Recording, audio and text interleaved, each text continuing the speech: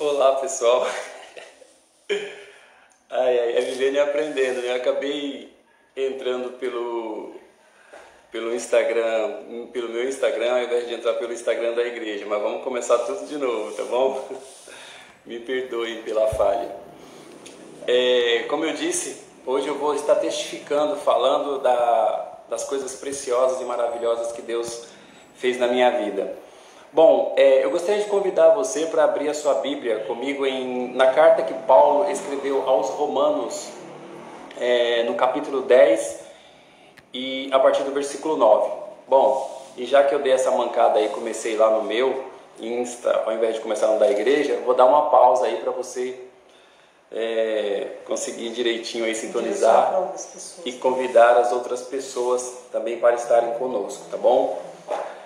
Para aqueles que estavam aí esperando a entrada pelo Insta da igreja, quero dizer que tem alguém aqui comigo para dar um oi para vocês também, por favor. Oi, gente, boa noite, prazer estar com vocês. Como sempre aqui nas minhas lives me acompanhando, né? Então vamos lá, queridos. Eu até comentei com a Tuca assim, que perguntando para ela por ter nascido num berço evangélico, se tinha algum texto, algum versículo que ela tenha aprendido e guardado primeiro no coração. O primeiro texto que eu aprendi e guardei no meu coração foi esse que eu vou ler com vocês agora. Aos Romanos, capítulo 10, versículo 9, que diz assim: se com a tua boca confessares Jesus como Senhor, e em teu coração creres que Deus o ressuscitou dentre os mortos, serás salvo. Esse foi o primeiro versículo que eu memorizei, foi o primeiro versículo que ficou gravado no meu coração, né? Se com a boca eu confessar que Jesus Cristo é o Senhor e o meu coração crer que Deus o ressuscitou dentre os mortos, eu serei salvo. E esse versículo na época, quando o novo convertido eu ouvi, ele marcou muito a minha vida. Bom, então vamos lá? Como nós avisamos antes, soltamos os banners virtuais aí, fizemos os convites para que você pudesse estar conosco nessa noite. O propósito hoje é dar o meu testemunho de vida. Tem muitas pessoas que não sabem quem é o Frank, né, conhece muito pouco da minha história, e eu quero dividir um pouquinho com vocês hoje. Eu quero crer que vai ser um tempo de bênção para a sua vida, tá bom? Nós estamos simultaneamente aqui no Instagram e também no YouTube, tá bom? Se você tiver facilidade aí, quiser ver pelo YouTube para colocar na TV para a família toda estar acompanhando, fique à vontade, tá bom, queridos? Bom, primeiro eu vou completar agora, no próximo dia 13 de maio, 51 anos de idade. Eu nasci no dia 13 de maio de 69. E aí eu sou meio exibido com esse 69, né? Porque em 69 aconteceram muitas coisas, muitas coisas. E o homem, dizem, né? Não sei, que o homem foi à Lua, isso foi em 69. Uma coisa eu tenho certeza que foi quando o Pelé fez o seu milésimo gol, também foi em 69.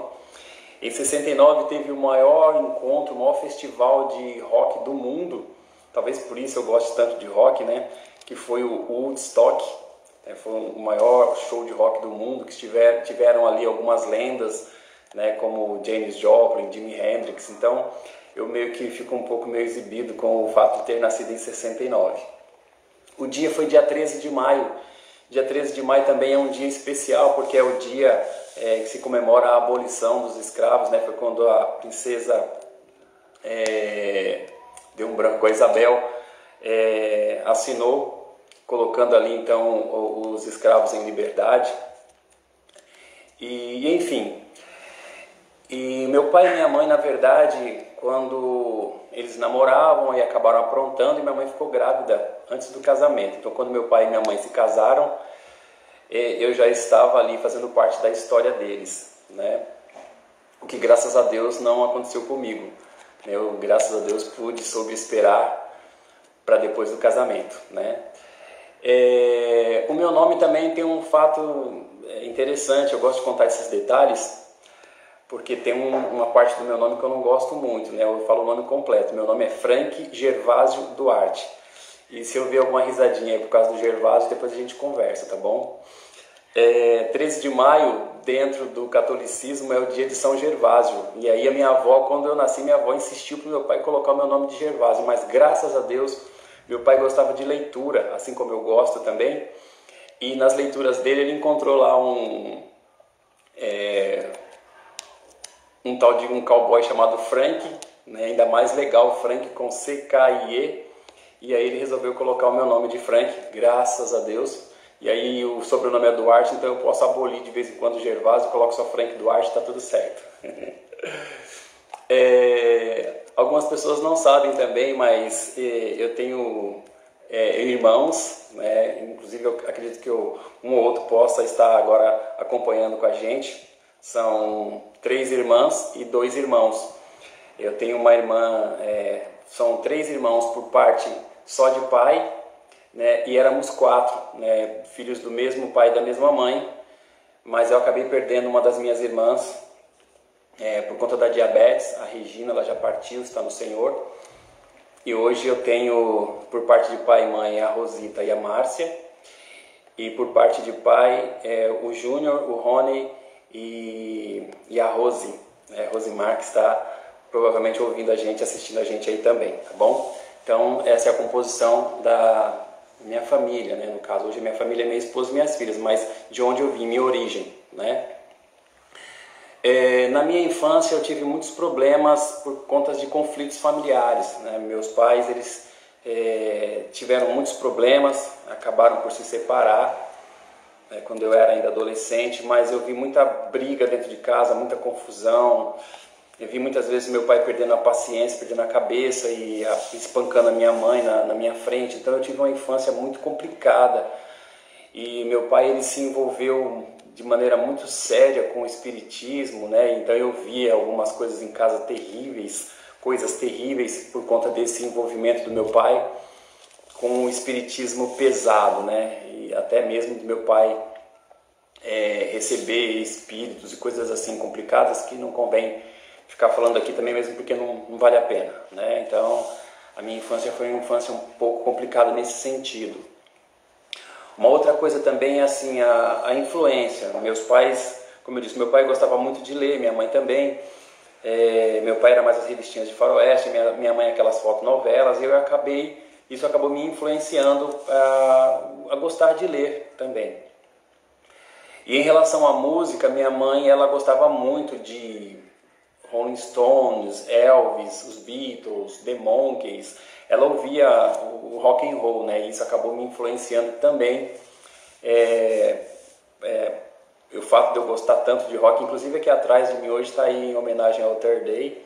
Eu coloquei esse banner, que é uma banda cristã. Aliás, eu não curto, não faço apologia à música secular de jeito nenhum.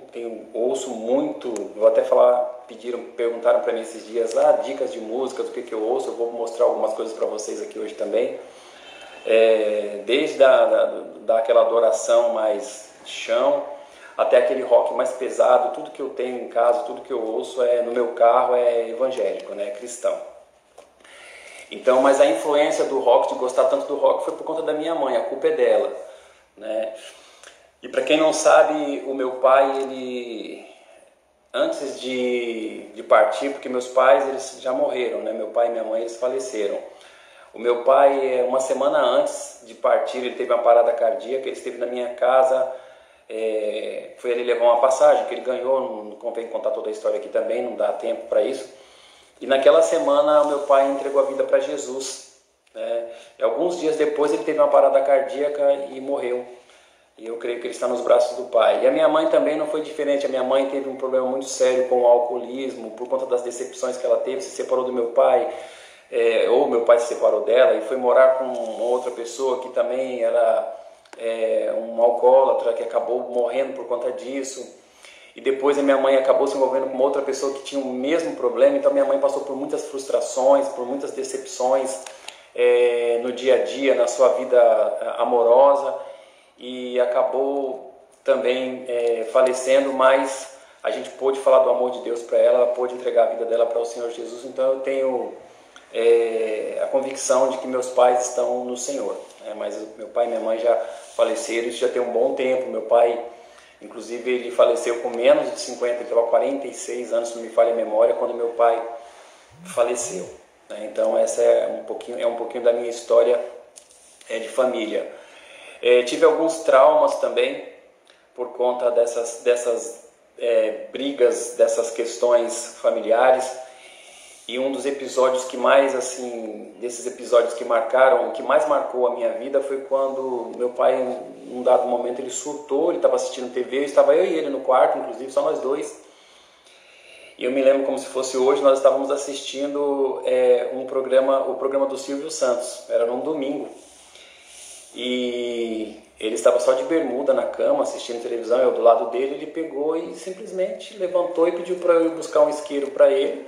Meu pai fumava, e eu fui, quando eu voltei ele estava de pé em cima da cama, todo molhado, e era álcool, ele tinha jogado álcool no próprio corpo, e eu dei para ele o isqueiro, ele colocou fogo no próprio corpo na minha frente. Foi uma cena horrível, uma cena assim, que não me sai da memória, e eu vi aquela tocha humana correndo pelo meio da casa, e depois foi, enfim, resumindo, socorreram, foi para o hospital, ficou quase morto. Mas eu travei, aí a minha mente me acusando, dizendo para mim que eu era o culpado, que eu tinha tentado matar o meu pai, vamos dizer assim. E na época, eu não sei se foi assistente social, se foi psicólogo, não sei quem foi que orientou a minha família a me levar ao hospital para que eu pudesse ver o meu pai naquela situação e para que ele pudesse falar para mim que eu não tinha culpa. E foram essas as palavras que eu ouvi dele, chegando ali com muito cuidado. Não podia entrar no quarto, mas me liberaram para que eu entrasse, porque sabiam da minha situação. E o meu pai disse para mim, para eu não me culpar, porque a culpa era dele, foi ele mesmo que fez aquilo, que eu não tinha nada a ver com isso. E isso ajudou um pouquinho a destravar, né, a me destravar. Eu estava travado por conta daquela situação. Bom, enfim. E voltando então, cresci nesse lar, nessas condições, e nada de escola, 7, 8, 9, com 10 anos de idade, quase completando 10 anos, foi quando meu pai decidiu me colocar na escola. Comecei a estudar naquela época, no primeiro ano, né, a primeira série, hoje falando, era a primeira série, e eu, um pouco alto, próximo daquele monte de garotinhos ali com 6, 7 aninhos, e eu com quase 10, então já entrei na escola bastante atrasado. Quando eu estava na quinta série, com 14 para 15 anos, meu pai entendeu que eu não precisava mais estudar, me tirou da escola, me colocou para trabalhar, e eu só voltei a estudar novamente por decisão própria quando eu completei os meus 18 anos, e aí eu resolvi voltar a estudar. E aí fui concluir ali o primeiro grau, depois o segundo grau, ou seja, o ensino fundamental, e hoje, né, fundamental e o ensino médio. E foi assim que eu voltei a estudar e buscar aprender, né? Que são tantas coisas na cabeça aqui para falar. E aí o que acontece, queridos? Depois que meu pai e minha mãe se separaram, as situações em casa elas ficaram muito difíceis, muitas confusões. E enfim, eu recebi um convite para visitar uma igreja, fui visitar uma igreja.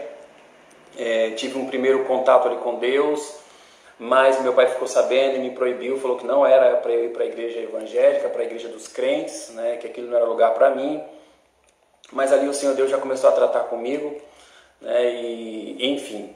E nessa época, por volta dos meus 16 aos 18 anos, não só pelo rock, mas pelas amizades também, eu comecei a usar droga, né, não cheguei a usar nada pesado, tipo cocaína, essas coisas, mas assim, as drogas mais leves, e maconha, né, foi uma coisa que eu comecei a usar, comecei a ingressar por esse caminho, e de repente quando eu percebi, eu estava envolvido com pessoas que não era por maldade, mas eram pessoas que, ali por estar na periferia, numa situação adversa, inventavam de roubar, de fazer coisas erradas. De repente eu estava envolvido com essas pessoas, e infelizmente perdi alguns amigos por conta disso.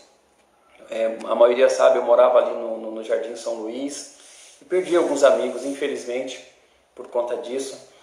Mas um belo dia eu conheci uma família, que é a família da minha esposa, e essa família, nós estávamos sempre juntos ali, eu com os irmãos dela, hoje meus cunhados, né? Estávamos ali juntos, e aos poucos eu comecei a conhecer alguma coisa do Evangelho mais a fundo, mas nada de aceitar Jesus.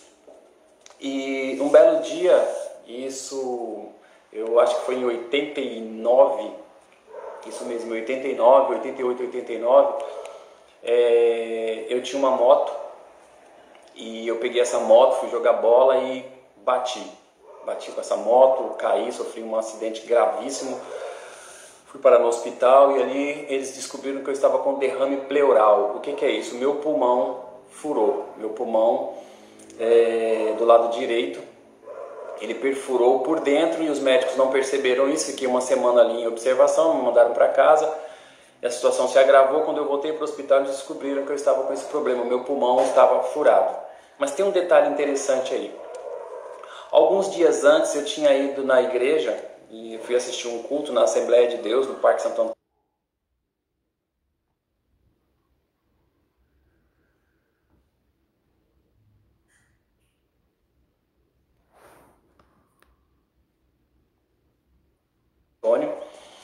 E na verdade eu não fui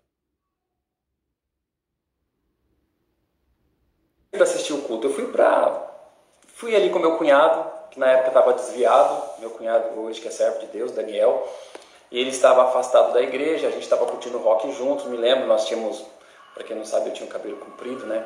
Nós dois ali com os cabelos longos na porta da igreja, só assistindo o culto, e de repente uma irmã, ela começou a dar um testemunho dizendo que ela tinha um tumor, um caroço, né, num dos seios, e ela teve que ficar internada por conta disso para passar por uma cirurgia.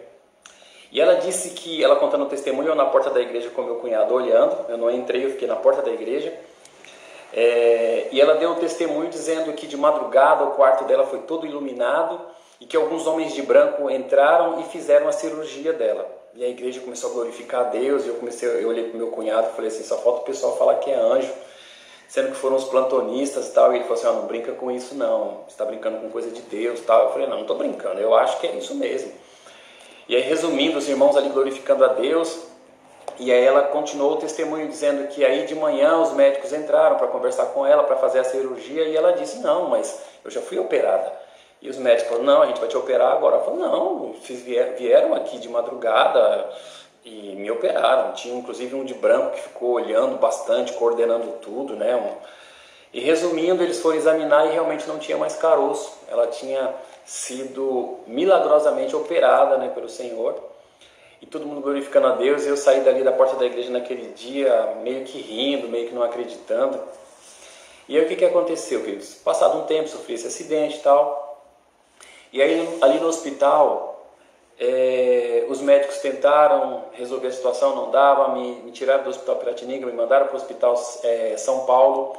E lá no Hospital São Paulo me examinaram e perceberam que o meu pulmão estava começando, ele não estava funcionando, e estava só um funcionando, e esse que estava funcionando, tentando ajudar o outro, estava sendo prejudicado também. Então eles decidiram que iam tirar o pulmão direito que não estava funcionando. E aí eles marcaram a cirurgia direitinho para operar, e aí eu comecei a me lembrar das poucas vezes que fui na igreja, e comecei a falar com Deus ali do meu jeito. Falei, poxa Deus, se você é Deus mesmo, que esses crentes falam aí, puxa vida, me cura e eu vou virar crente também. Essa acho que foi a oração mais sincera que eu fiz na minha vida.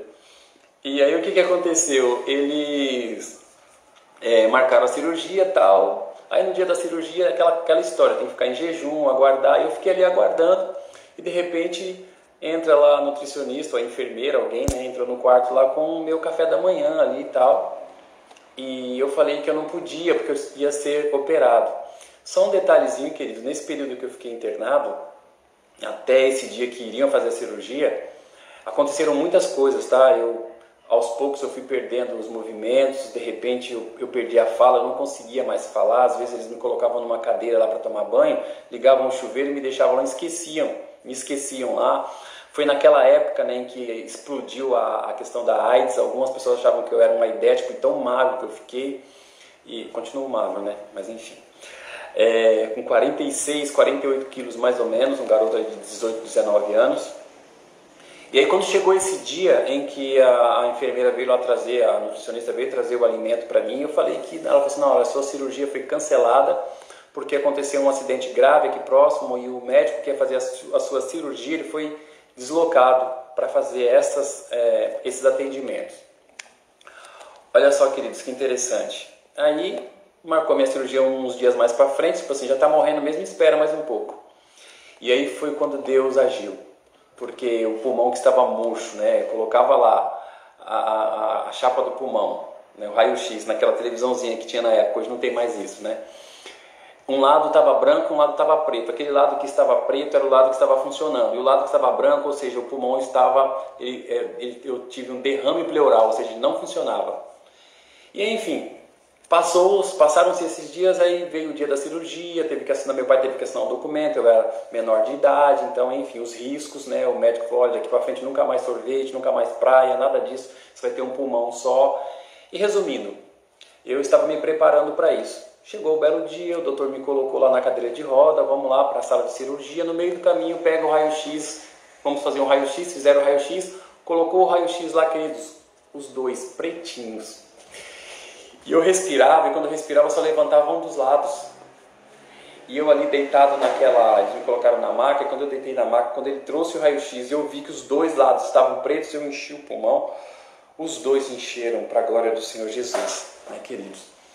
E aí, sabe o que aconteceu? Voltaram comigo para o quarto, entraram comigo no quarto, não sabiam o que estava acontecendo, e de repente ele falou assim, só aguarda um momento que eu vou ver o que está acontecendo aqui, o que houve. E de repente a porta do quarto abre e entra aquele monte de residentes, médicos.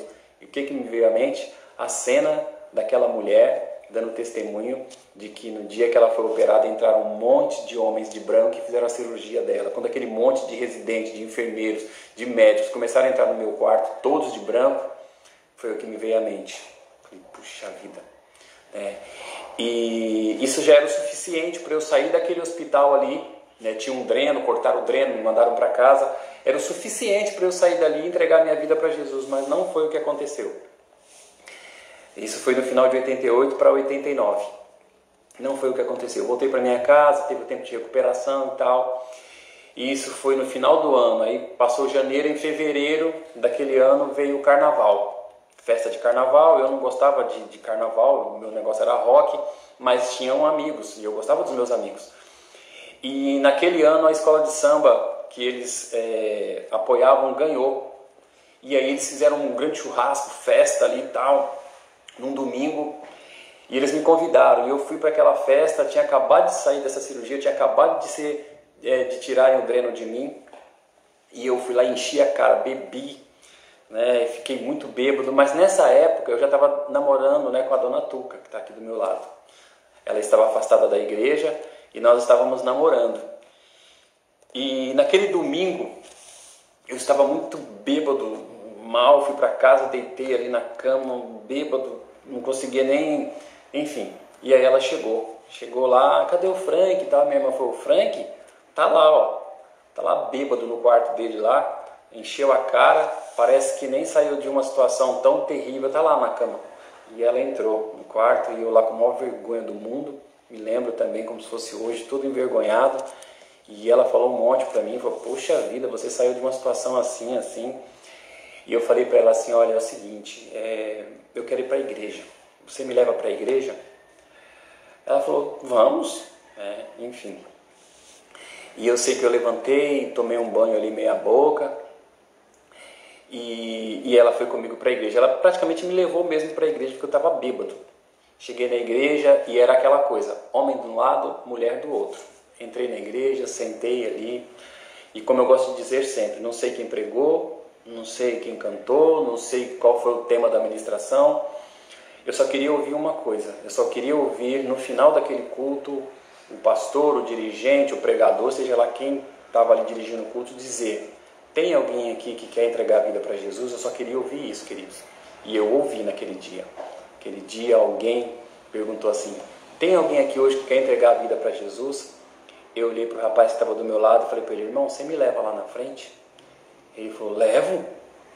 E eu levantei as minhas mãos naquele dia e até hoje. Aquele dia eu entreguei a minha vida para Jesus. Algumas pessoas até brincam, né, e falam assim, só aceitou Jesus porque estava bêbado, não importa. O importante é que eu entreguei a minha vida para Jesus naquele dia. Então esse foi um dos grandes milagres que Deus fez na minha vida. ele permitiu com que eu passasse por uma situação tão terrível de dor. Eu quase perdi ali o meu pulmão, um dos pulmões, né? E daquele domingo maravilhoso eu entreguei a minha vida para Jesus e até hoje, tá bom? Bom, vamos correr um pouco aqui. Eu nem sei nem quanto tempo já se foram aí, nem sei que horas são, mas vamos continuar aqui.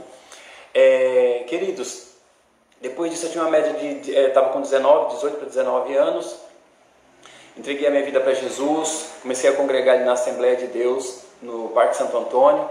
Foi um tempo lindo e maravilhoso, foram 2 anos servindo ao Senhor naquele lugar, no Parque Santo, no Jardim do Prata, tá? A Tuca está me corrigindo aqui, né? E tive o privilégio de aprender muita coisa ali naquela igreja. E depois eu migrei para a Igreja Lírio dos Vales. Na época era Congregação Evangélica Lírio dos Vales, hoje Igreja Lírio dos Vales. E assim que eu entrei na Igreja Lírio dos Vales, eu fui para o Seminário Teológico Batista Nacional, fui fazer teologia, onde eu concluí ali, graças a Deus, tive o privilégio de estudar com o reverendo Enéas Tonini, quem me deu em 2 semestres diferentes, né? Ele me deu aula de Geografia Bíblica e aula de Novo Testamento. Tive o privilégio de estudar com esse homem tão importante para a Igreja do Senhor, né? O reverendo Enéas Tonini, da Batista do Povo, que hoje já está no Senhor, né? E enfim, depois, enquanto eu estava fazendo o seminário estudando, veio o tempo do meu casamento. Foi em 92, quando eu e a Tuca nós nos casamos, tendo como pastor o missionário João Pereira Coutinho, que foi o fundador da Igreja Lírio dos Vales. E aí eu comecei a desenvolver o meu trabalho ministerial dentro da igreja. Foi quando nasceu também a banda Lírio, né? Eu, juntamente com o Dinho, o Elson, o Elson e o Júnior, né? E tinha o Joãozinho também, que veio logo depois. Então aí nasceu naquela ocasião a banda Lírio, onde a gente pôde estar em vários lugares ali evangelizando, falando do amor de Deus. Foi um tempo muito precioso também dentro da igreja da Lírio dos Vales. Nós começamos vários trabalhos evangelísticos. De repente a igreja ela cresceu bastante, né? A Lírio dos Vales, a gente trabalhando durante muito tempo.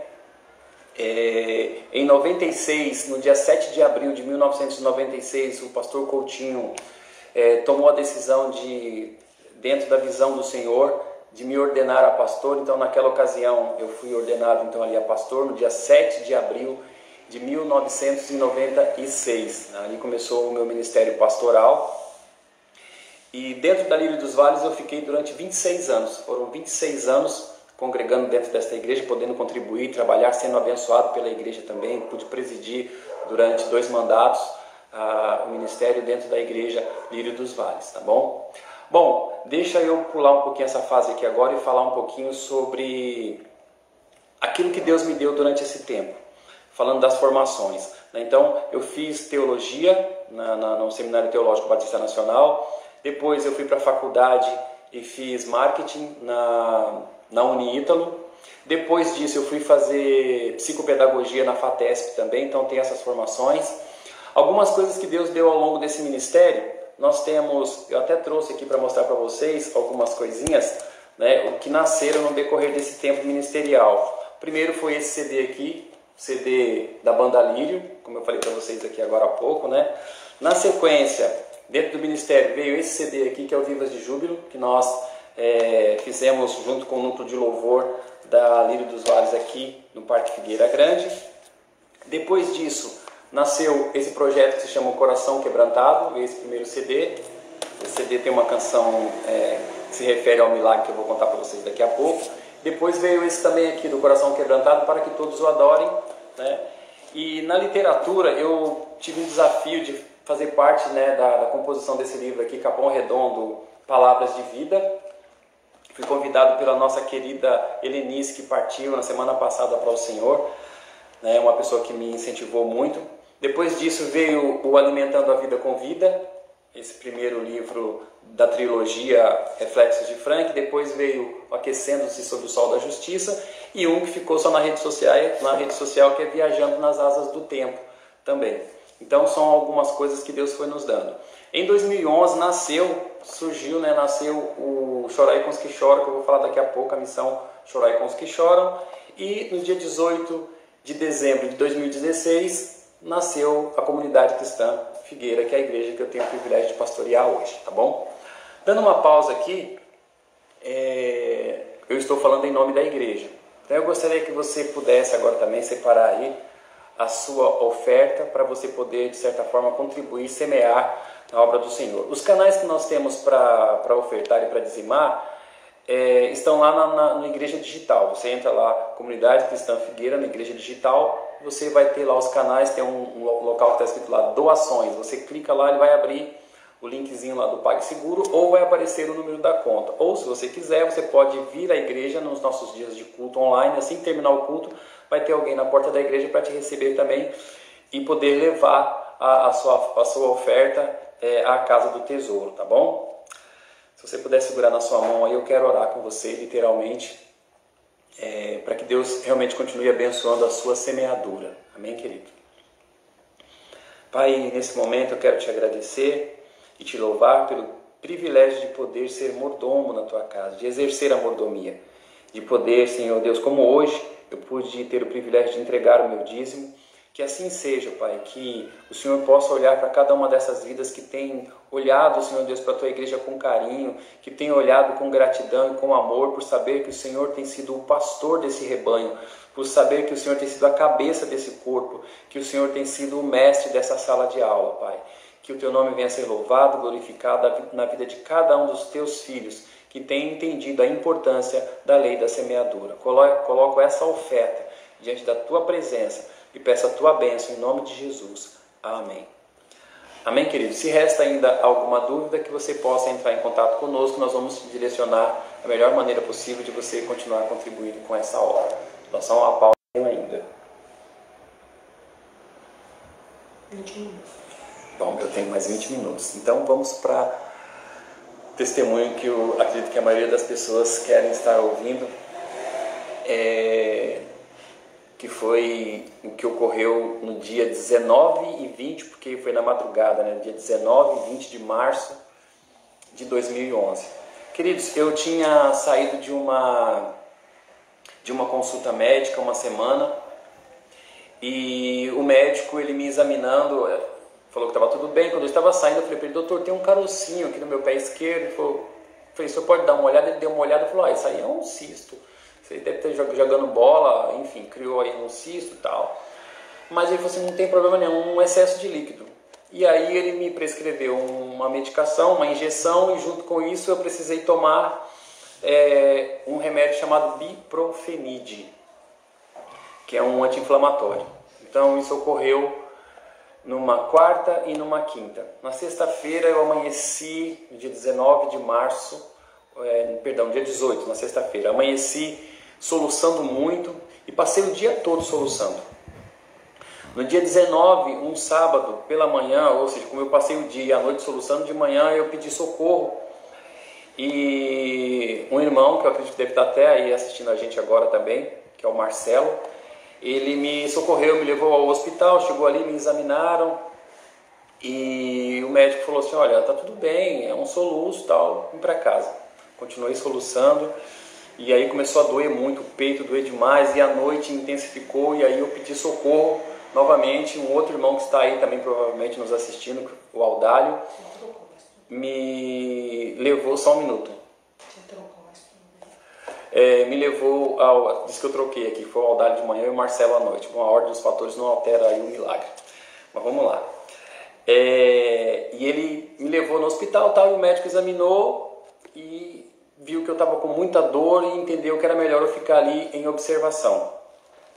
Isso foi em 2011, a minha esposa ficou comigo ali das 9 até mais ou menos meia-noite. Eu falei para ela ir para casa, que não ia adiantar ficar ali comigo, tal, e os médicos me deram ali uma medicação para tirar a dor, e eu acabei adormecendo.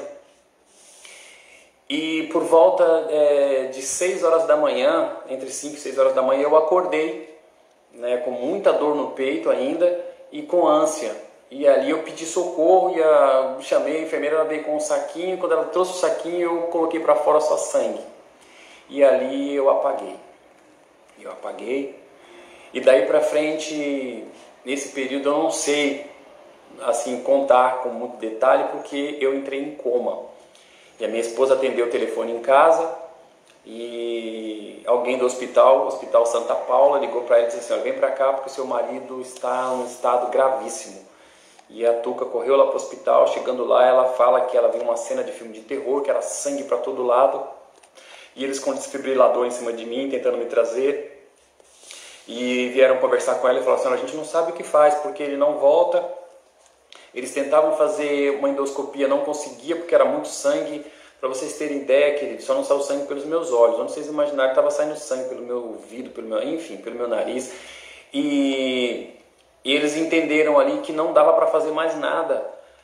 E tanto é que quando eles conseguiram medir a minha hemoglobina, estava com 3,4, ou seja, eu estava praticamente sem sangue no corpo. E eles foram comigo então para a sala de cirurgia. E depois de 6 horas de cirurgia, eles voltaram. Depois de tentar demais ali fazer eu voltar, não conseguiram. Viram que o meu organismo me levou ao coma. E eles, para fazer a cirurgia, me induziram ao coma também. E depois de 6 horas eles vieram e avisaram, falaram para a Tuca: olha, o Frank está vivo, né? Ele se esforçou muito durante a cirurgia, mas a situação é muito preocupante, porque foi líquido para o pulmão. Eu já acabei de contar o testemunho aqui, eu tive um problema pulmonar, tá? Mas para a glória do Senhor, meus 2 pulmões funcionam normalmente, tá? Quer dizer, aquele milagre que Deus fez lá, Ele fez por completo, tá? E aí eles disseram ali: olha, foi líquido para o pulmão, nós não sabemos se está faltando oxigênio no cérebro deles, não davam para eles avaliar, eu estava em coma, né? Não sabiam como é que estava a minha oxigenação cerebral. Disseram que o meu sistema renal podia estar comprometido devido ao esforço que eu fiz, né? E o pior, né? Eles disseram para ela assim: o pior é que o seu marido não tem mais estômago. Eles tiraram o meu estômago, eles fizeram uma gastrectomia total. E o médico falou para ela assim: olha, eu vi que vocês são religiosos, né? Graças a Deus, muitos familiares, muitos membros da família intercedendo, orando, buscando ao Senhor em favor da minha vida. E o médico falou para minha esposa assim, falou para a Tuca: olha, eu vi que vocês são religiosos, a nossa parte a gente fez, agora você vai para casa, vocês vão para casa rezar, orar, fazer as preces de vocês, porque como ele está em coma, nós induzimos, o próprio organismo levou e nós induzimos. Então, provavelmente, daqui uns 30, 40 dias ele volta. Se voltar, a gente vai saber como é que está essa questão da oxigenação cerebral, do sistema renal, enfim. Mas Deus é bom, né, queridos? Deus é bom. Uma semana antes eu tinha ministrado a palavra lá na igreja Lírio dos Vales do Jardim Varginha. E eu tinha pregado sobre a importância do sacerdócio. E o texto que eu usei foi o texto de João 11. Até comentei com a Tuca assim, que é a parte mais gasta da minha Bíblia. Eu não tinha nem percebi isso hoje. Pregando ali sobre o que Deus fez com Lázaro. E por 2 vezes o Senhor fala, né, que ele fala assim: olha, essa doença não é para a morte, mas é para a glória do Pai. E no versículo 40 também diz assim, né, deixa eu ver aqui, tira a pedra. Respondendo Jesus, disse: não te disse eu que se creres verás a glória de Deus? Então, tanto no versículo 4 como no 40, ele deixa claro que aquela doença, aquele problema de Lázaro, não era para a morte, mas era para a glória do Pai. Eu tinha pregado isso uma semana antes, falando sobre a ausência do sacerdote dentro daquela casa. Era Lázaro, Marta e Maria. Lázaro morreu, a casa ficou sem sacerdote. E na minha casa não é diferente. É o Frank, a Tuca, a Paola e a Fabíola, o único com a responsabilidade sacerdotal masculina dentro da casa. Eu tinha pregado isso uma semana antes. Interessante, né? É um detalhe que eu sempre tenho que contar também. E aí o que aconteceu? Vai para casa, não tem muito o que fazer. E a Tuca ligou para os amigos, graças a Deus. Eu tenho bastante amigos, pessoas que têm me amparado, que têm me assistido, que têm me ajudado. E eu procuro ser amigo também daqueles que Deus tem colocado no meu caminho. Tenho procurado assistir da maneira que eu posso. Isso é um privilégio para mim. E aí, queridos, 1 dia, 2 dias, 3 dias de intercessão, aquela agonia, e eu lá em estado de coma. Algumas pessoas até perguntam, ei, o que aconteceu nesse tempo que você ficou de coma? Deus falou alguma coisa com você em coma? Deus falou alguma coisa com você? Eu falei, não, Deus não falou nada comigo, se Ele falou eu não ouvi. E eu sei que tinha muita gente ali empurrando a pedra, né? Tinha muita gente ali intercedendo e clamando, esperando esses 30, 40 dias para que eu pudesse voltar do coma. Deus é bom, Deus é tremendo, Ele é maravilhoso. E em apenas 5 dias, queridos, 5 dias eu voltei. Eu voltei, estatalei os olhos naquele hospital, foi uma surpresa para todo mundo, porque eu já voltei arrancando a sonda, arrancando aquele monte de coisa que estava ali, eles ficaram desesperados, porque não imaginavam que eu ia voltar tão rápido, né? E vieram para cima de mim, me apagaram de novo ali, e algum tempo depois, eu não me lembro direito se foi foram, sei lá, algumas horas, quando eu voltei, a Tuca já estava do meu lado, e eu já voltei de novo ali, mordendo tudo, querendo saber o que estava acontecendo, eu já estava preso. E ela falou, calma, ninguém, calma, você está voltando, está todo mundo orando, intercedendo por você e tal. E aí, queridos, para resumir aqui, dizer para vocês assim, que aquele hospital assistiu um milagre tremendo de Deus. Olha só, eu recebi informações ali de que eu fui uma referência para o hospital do maior número de doadores de sangue para uma única pessoa. Naquele hospital nunca tinha tido doações de sangue para uma única pessoa no número que eles alcançaram comigo ali de doadores. Eu glorifico a Deus por aqueles que fizeram isso, né? Outra coisa interessante é que todas as pessoas que chegavam ali para visitar, para doar sangue, enfim, para saber da minha situação, receberam sempre palavras de positividade, né? As pessoas, tanto até o segurança mesmo, dizendo, puxa vida, esse cara aí é um milagre, ninguém sabe como que ele conseguiu sair dessa situação, né? O meu sangue é O negativo. Acabou o O negativo no hospital, na época, quando eles estavam fazendo a cirurgia, porque era colocar sangue, eles colocavam e saía, chegou uma hora que acabou o O negativo. E o anestesista falou assim, olha, fazer o quê? Ele está morrendo, traz qualquer sangue. A gente sabe que há rejeição, não houve rejeição, tanto que a partir de agora, porque eles falaram só depois de 10 anos que o meu sangue, a medula ia produzir o sangue do fator, meu O negativo novamente, porque o meu é universal, serve para todo mundo, mas para mim só o O negativo.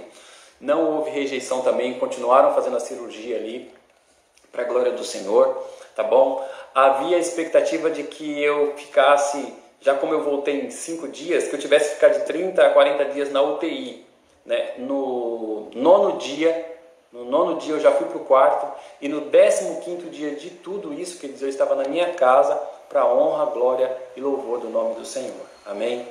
Vamos lá.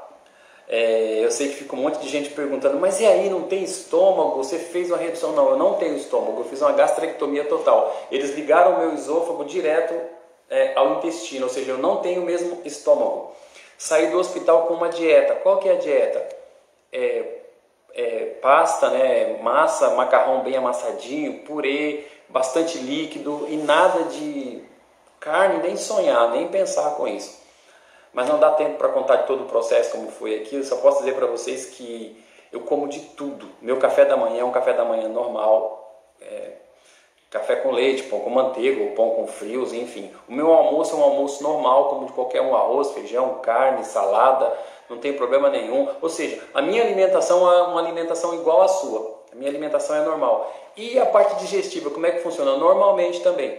Tem gente que pensa assim, puxa vida, então quer dizer que você come e tem que sair correndo. Não. Eu como normalmente, e quem me conhece mais de perto aqui sabe disso, né?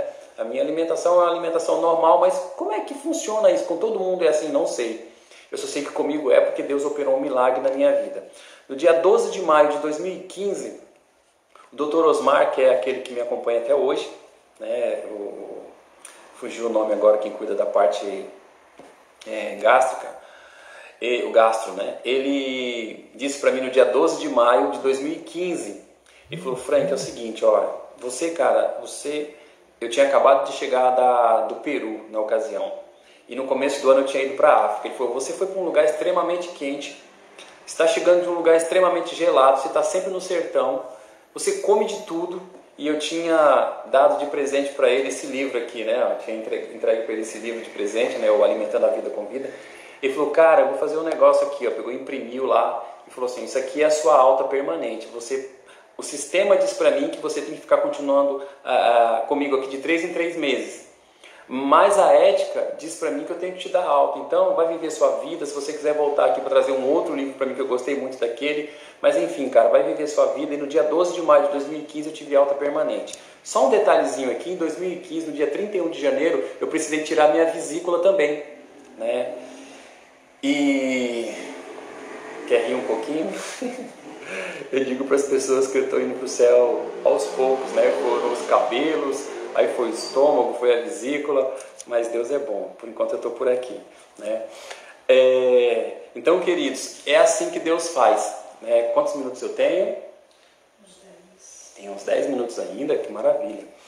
Então, queridos, é assim que Deus faz. Uma pessoa uma vez falou assim, puxa, eu fico vendo a sua luta, né, para não morrer. Não, queridos, eu não estou lutando para não morrer, não. Eu luto para viver, que é diferente. Porque enquanto eu estou vivo, é Cristo. E se eu morrer, é lucro, é o que diz a palavra do Senhor. Porque enquanto eu estou vivo, eu posso levar outras pessoas a conhecerem a Jesus também, né? Eu sei que quando morrer o testemunho vai ficar, mas enquanto eu estiver vivo, eu vou continuar testificando das grandezas do Senhor. Amém, queridos?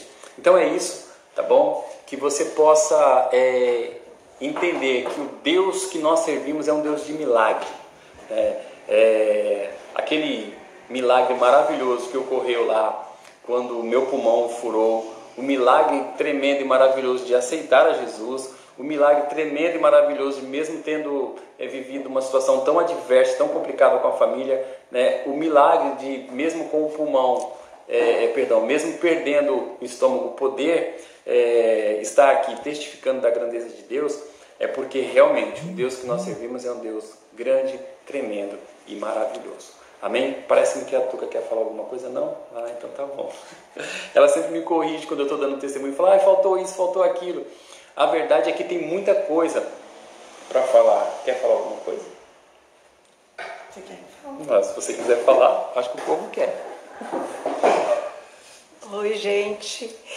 É o seguinte, eu estava ali ouvindo o testemunho e eu fiquei pensando, Deus é bom o tempo todo, eu tenho falado isso. Independente do que esteja acontecendo na nossa vida, que nós possamos ter essa certeza.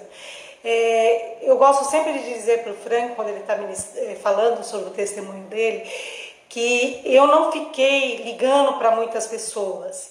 Na realidade, quando eu percebi o quão grave era a situação, eu pensei em duas pessoas. Eu falei, eu vou ligar para a Paulinha, que é secretária da igreja, e vou ligar para minha irmã, e eu sei que essas pessoas vão passar para outras pessoas. Eu falei assim, orem pelo Frank, porque a situação dele é muito complicada.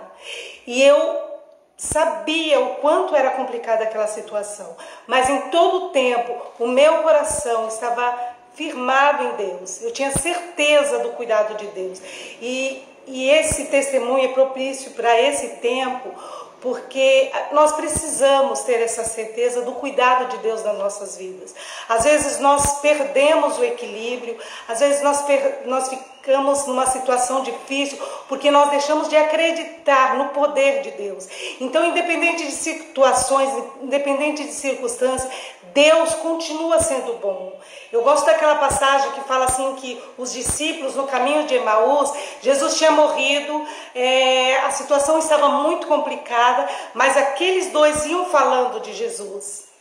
E naquele caminho todo, Jesus apareceu para eles e continuaram conversando, e aí os olhos deles se abriram e eles perceberam que eles estavam andando com o Mestre. O tempo todo o nosso Jesus está conosco. Ele morreu e ressuscitou para nos dar vida e vida em abundância.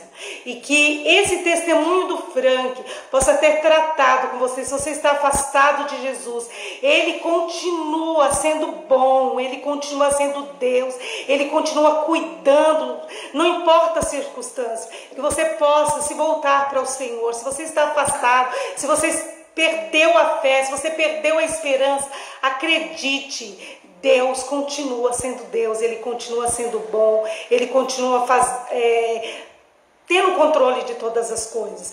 No dia que o Frank, eles desistiram e falaram, nós vamos ter que subir com o Frank para a UTI agora e ele vai precisar passar por uma cirurgia. Eles não iam deixar eu subir no elevador, né? Eles entraram com o Frank no elevador e o médico falou, não, ela tem que ficar. Aí a enfermeira olhou para o médico e falou, não, deixa ela ficar com a gente. E naquele momento eu segurei no pé do Frank, que parecia, né, já estava sem vida. E eu coloquei ele na presença do Senhor, falei, ele é teu, Senhor. Ele pertence a ti. E eu sei que o que o Senhor fizer é bom. Eu fiz a minha oração e eu entreguei ele ao Senhor. Que nós possamos ter essa confiança. Eu sei que tem momentos que às vezes a gente perde. Eu sei que tem momentos que a situação fica tão complicada, mas que dentro de você possa ter sempre essa certeza que Deus continua sendo bom. Ele continua tendo controle de todas as coisas. Receba essa palavra em nome de Jesus. Não importa a situação. O Frank, quando ele aceitou Jesus, parecia que era improvável ele aceitar Jesus naquele dia. Mas ele aceitou Jesus e o Senhor tratou com ele. Depois eu passei tantas situações com o Frank, nós chegamos nesse tempo, esse milagre de Deus. Eu sei que Deus tratou com muitos médicos. Teve um médico que passou na UTI e falou assim, esse homem, o inferno queria ele, mas nós fomos lá e nós trouxemos ele de volta, só ficou o estômago. Aí eu fiquei pensando, a terra até que podia aceitar o corpo dele, mas a alma dele pertencia ao Senhor. Então, independente de situações, você pertence ao Senhor. Creia nisso. E que a tua vida seja para a glória, seja para a honra, para o louvor do Senhor. Amém? Deus abençoe. Amém, queridos. A gente vai continuar um pouquinho, eu não sei quantos minutos eu tenho ainda, mas eu preciso falar também que depois que eu saí dessa situação de sair do coma, né, de voltar do coma, deixa eu só me ajustar direitinho aqui. Quando eu saí do coma, a gente já estava... Bom, acho que voltou. A gente já vinha trabalhando ali com a obra missionária, a gente já vinha semeando. E quando eu entrei em coma, eu falei para o Senhor, né, eu falei para Deus assim, quando eu voltei do coma, eu falei para Deus que eu não queria ficar só semeando mais nessa terra, eu queria pisar nessa terra. E a partir dali, depois que eu me recuperei um pouco, eu já fiz uma viagem para Goiás e depois a gente foi para a África, fui fazer um trabalho lá junto com meu amigo, o pastor Robson Xisto. E foi quando nasceu, né, a missão Chorai com os que choram. O Chorai com os que choram, ele nasceu nessa ocasião. E a partir daí, nós começamos, quando eu voltei da África, eu já voltei com o meu coração desejoso de desenvolver alguma coisa que pudesse abençoar crianças de uma forma que elas pudessem aprender. Porque nós sabemos que tem muitas missões que estão cuidando da área da saúde, da área da alimentação, da área do vestuário, mas poucos preocupados com a questão da formação. E foi quando nasceu também essa cartilha aqui, ó, o Ensinando com Graça. Essa cartilha aqui, ela tem alcançado crianças lá em Nampula, em Guiné-Bissau, também na África, em alguns pontos do sertão, e até aqui mesmo próximo da gente, no Rio de Janeiro, na missão Mefibosete. Então tudo isso foi por conta de ter saído desse milagre e ter pedido para Deus para que eu não pudesse ficar apenas semeando. Nós continuamos semeando, nós abençoamos o trabalho, por exemplo, de Portas Abertas, né? Mas eu queria de alguma forma pisar nessa terra também. Foi aí que nasceu o Chorai com os que choram. E se você quiser saber mais, é só você nos procurar nas redes sociais. Você vai procurar lá no Instagram, no Facebook, o Chorai com os que choram, para você saber como você pode também estar aí juntamente conosco trabalhando nesse ministério que visa principalmente abençoar quem trabalha com crianças em áreas carentes, tá bom? Não que nós trabalhemos só, esse é o nosso papel principal, ensinar, né? Aqui essa é uma cartilha de alfabetização, onde a criança ela aprende de A a Z, tudo com base bíblica, tá? A gente que... Eu já com mais de 50, na minha infância eu estudei com a cartilha Caminhos Suaves, onde eu aprendi o A da abelha, o B da bola, sei lá, o D do dado. Aqui não, aqui você vai aprender o A da arca, o B da Bíblia, como eu disse aqui, o D de Davi, o F da família, o I de igreja, enfim, o M da música, o O de oração e assim por diante. Então a criança ela vai ser alfabetizada ou letrada, como queira, e vai estar também aprendendo um pouquinho mais da palavra do Senhor, tá bom? Nós fizemos algumas ações mais recentemente, assim, maiores, né, que foi, por exemplo, lá em Brumadinho. Depois nós tivemos um Natal missionário junto com a nossa querida missionária Ruth, lá em Serra do Ramalho. Eu estive com a missionária Deisa, lá também no Mifibosete, no Rio de Janeiro, onde nós levamos tênis, enfim, várias coisas que nós recebemos, doações de parceiros, de pessoas que têm dado-nos a graça de trabalhar dentro desse projeto que se chama Chorai com os que choram, tá bom? A nossa comunidade hoje, a nossa igreja, como eu já disse para vocês aqui hoje, é a Comunidade Cristã Figueira, né? Tá aqui, ó, Comunidade Cristã Figueira, é a nossa igreja. E eu tenho um projeto também que ele está meio que estacionado um pouquinho, mas eu creio que logo, logo nós vamos voltar a atuar novamente, que é o Coração Quebrantado, um projeto de adoração que Deus colocou no meu coração. E é isso, queridos, tá bom? Como a Tuca disse aqui, não desista, continue firme no Senhor. Eu disse aqui ontem, quando eu estava trazendo o resumo sobre a carta de Tiago, que eu tenho passado por algumas provas e isso tem mostrado para mim o zelo, o cuidado, o amor de Deus para com a minha vida.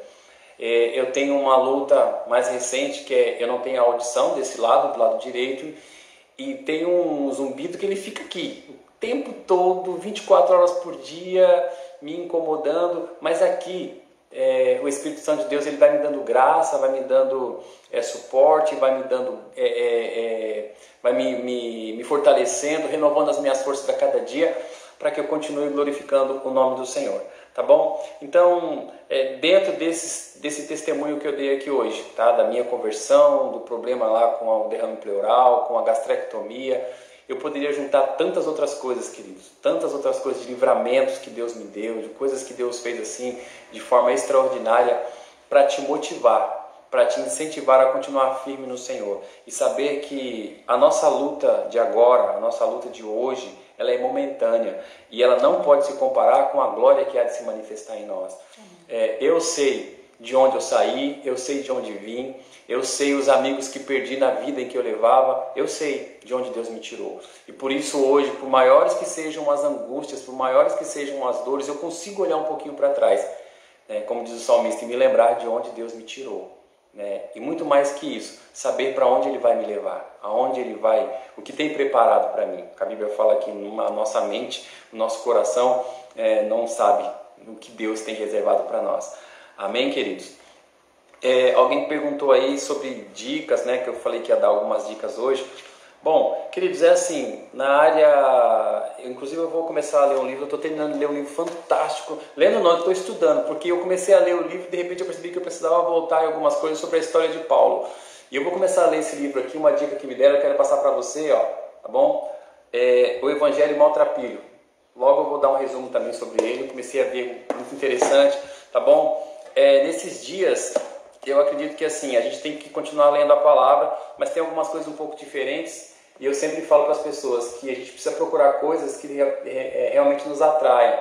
E eu gosto de quadrinhos, então eu tenho vários livros em casa, né, a coleção lá do mangá. E essa Bíblia aqui ela é genial porque ela traz uma linguagem completa, né, e com figuras maravilhosas. Então a dica aí para quem gosta, né, da palavra do Senhor, para ver de uma forma diferente. Em relação à música, queridos, eu sou muito mais internacional, né? A Tuca às vezes está no carro comigo e fala, baixa, neguinho, aí, porque, enfim, mas eu sou assim, né? E eu perguntando assim, eu tenho umas dicas, tal, ó, tem aqui, ó, For Today, é uma banda... adoração, eu gosto muito, tá aqui atrás, né? O banner do Third Day, é uma banda genial, acho que eu tenho 22 CDs dessa banda, tá bom? Tourniquet dispensa comentários, porque o Tourniquet eu tenho todos os CDs do Tourniquet que nós tivemos acesso, inclusive a Grace Kelly mandou isso para mim dos Estados Unidos agora recentemente. POD é uma outra também que dispensa comentário, e o famoso Striper, né? Nacional, queridos, é assim, o Rodolfo é um cara que eu ouço muito, tá bom? Indico para vocês, e assim por diante. Tudo bem? Não sei se a dona Cláudia quer dar um tchau pro pessoal aí. Então tá bom. Deus abençoe, gente. Boa noite. Então é isso, eu espero que o testemunho tenha sido bom. Eu prefiro mais pregar a palavra do que ficar dando testemunho. Eu sou muito mais de pegar um estudo bíblico, um resumo bíblico, de preparar um sermão e ministrar, do que dar o meu testemunho, apesar de saber que ele é de fundamental importância. Bom, o hobby. Oi? Marcelo está perguntando o seu hobby. Ô Marcelo, você está perguntando qual que é o meu hobby? Eu coleciono, tenho lá as minhas miniaturas de veículos. Eu tenho uma média de 600 carrinhos, né? 34, 38, né? Varia ali um pouquinho. É um dos meus hobbies. 22 segundos. 20 segundos. Amém? Vamos orar? Pai, que o Teu Espírito Santo ministre no coração de cada um. Amém. A importância de saber que o Senhor é um Deus de milagres. Te agradeço em nome de Jesus. Amém. Deus abençoe, querido.